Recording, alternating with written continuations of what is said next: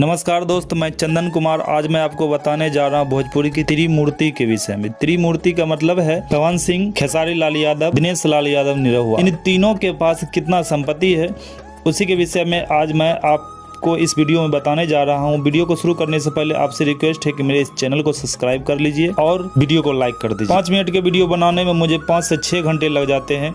यदि आप मेरे चैनल को सब्सक्राइब कर लेते हैं और वीडियो को लाइक कर देते हैं तो मुझे लगेगा कि मेरा मेहनत सफल हो गया और भाई ने मेरे मेहनत का फल दे दिया। चलिए वीडियो शुरू करते हैं। दिनेश लाल यादव, निरहुआ। दिनेश लाल यादव के पास 6 करोड़ 67 लाख संपत्ति के मालिक है। निरहुआ के पास मुंबई में एक लग्जरियस फ्लैट है जिसकी कीमत 5 करोड़ रुपए है।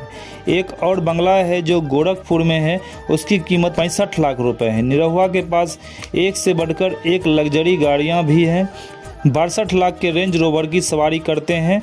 उनके पार्किंग में फॉर्च्यूनर जैसे गाड़ी खड़ी रहती है। पवन सिंह के पास लगभग 30 करोड़ रुपए की संपत्ति है। वह एक फिल्म करने का 40 से 50 लाख रुपए लेते हैं और एक गाने करने का 3 से 5 लाख रुपए लेते हैं। पवन सिंह के पास मुंबई में 4 BHK फ्लैट है।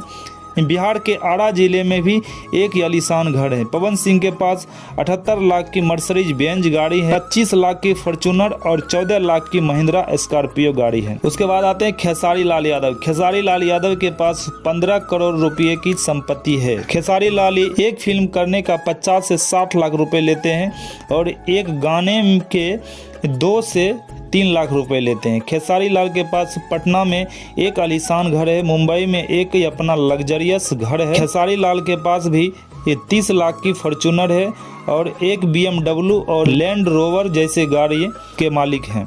तो हमें उम्मीद है कि आप मेरे चैनल को सब्सक्राइब कर लिए होंगे और मेरे वीडियो को लाइक कर दिए होंगे। धन्यवाद।